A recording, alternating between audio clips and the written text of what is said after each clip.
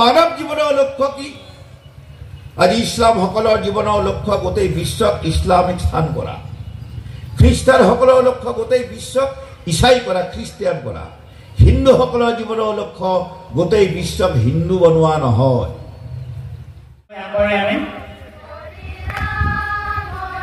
আমাৰ নিৰ্দিষ্ট বক্তা আহি আছে, একেবাৰে আমি অলপ পিছতে মঞ্চলৈ আগবাঢ়ি আনিম। আমাৰ ইয়াত উপস্থিত আছে আমাৰ এই গোবিন্দ ভৱন গীতা সত্ৰৰ বিঘানী চোৰ কৰা সেইটোৱে চুৰি নহয়। তালাটো ভাঙি ৰাতি কোনোবা বস্তু বাহানি লৈ গ'ল সেয়াই কেৱল চোৰ নহয়।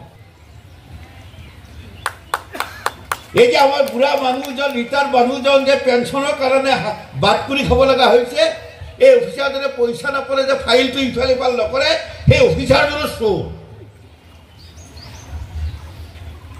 সেইকাৰণে নিজৰ ডিউটি, নিজৰ কৰ্তব্য যে ঠিকমতে পালন নকৰে তেওঁৱে চোৰ। কিয়? যিসকলে আজি জেলৰ ভাত খাই আছে, কেৱল কৰাপশ্যন, তেওঁলোকে পূজা পাতল নকৰে নেকি? আপোনাৰ মোতকৈ বেছি পূজা পাতল কৰে। 10টা গুণ কেনেকৈ আহৰণ কৰিব পাৰোঁ, সমস্ত কথা গীতাৰ প্ৰতিটো অধ্যায়ত কৈছে। সাত্বিক গুণ কি, দৈবিক গুণ কি, আসুৰিক প্ৰবৃত্তি কি, সাত্বিক প্ৰবৃত্তি কি, তাক দৈবিক গুণ সম্পন্ন বুলি কোৱা হয়। এই গোটেই সমস্ত কথা গীতাখনত কৈছে। সেইকাৰণে গীতা পঢ়িব লাগে নিজৰ জীৱনৰ ৰচনাৰ। 197 কোটি 29,49,125 বছৰ আগত ব্ৰহ্মাই এই জগতখন সৃষ্টি কৰিছে।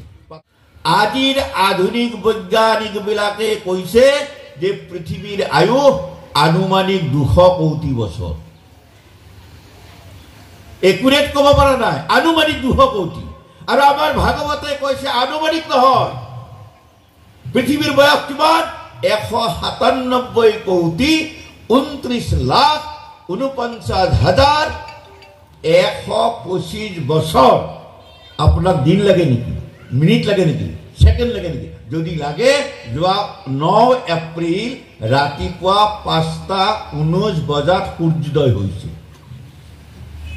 তো 9 এপ্ৰিলৰ 5:19 পৰা আজিলৈকে 10, 11, 12, 13, 14, 15, 16 মানে 7 দিন। তাৰমানে 197 কোটি 29,49,125 বছৰ 7 দিন।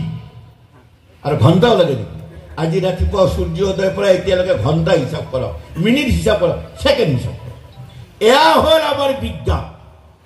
সেইকাৰণে ভাগৱত গীতা এখন বৈজ্ঞানিক গ্ৰন্থ। যিবিলাক ছাত্ৰ ইয়াত উপস্থিত আছে, মই আহ্বান জনাওঁ, গীতা ভাগৱতক বেদক তোমালোকে বিজ্ঞানৰ দৃষ্টিভংগীৰে অধ্যয়ন কৰা। লক্ষ্য কি? আজি ইছলামসকলৰ জীৱনৰ লক্ষ্য গোটেই বিশ্বক ইছলামিক স্থান কৰা, খ্ৰীষ্টানসকলৰ লক্ষ্য গোটেই বিশ্বক ইছাই কৰা, খ্ৰীষ্টিয়ান কৰা, হিন্দুসকলৰ জীৱনৰ লক্ষ্য গোটেই বিশ্বক হিন্দু বনোৱা নহয়।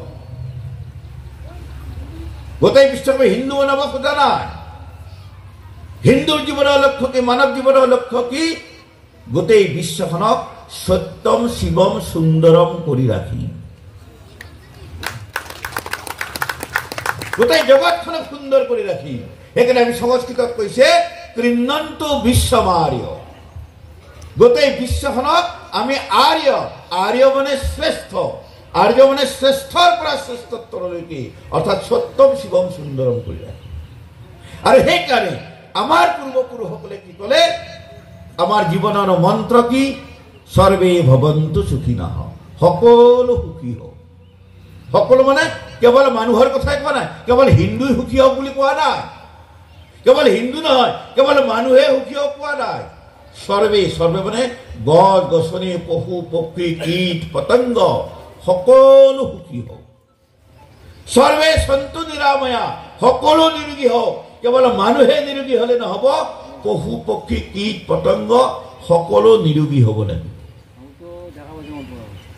এয়া হিন্দুৰ জীৱন। সেইকাৰণে হিন্দুৰ জীৱনৰ লক্ষ্য গোটেই বিশ্বক হিন্দু বনোৱা নহয়, হিন্দুৰ জীৱনৰ লক্ষ্য গোটেই বিশ্বক আৰ্যৰ পৰা শ্ৰেষ্ঠৰ পৰা শ্ৰেষ্ঠত্বলৈ কৰি যোৱা, সত্যম শিৱম সুন্দৰম কৰা। সেইকাৰণে বিশ্ব কল্যাণ এয়া আমাৰ জীৱনৰ লক্ষ্য, বিশ্ব শান্তি এয়া আমাৰ জীৱনৰ লক্ষ্য।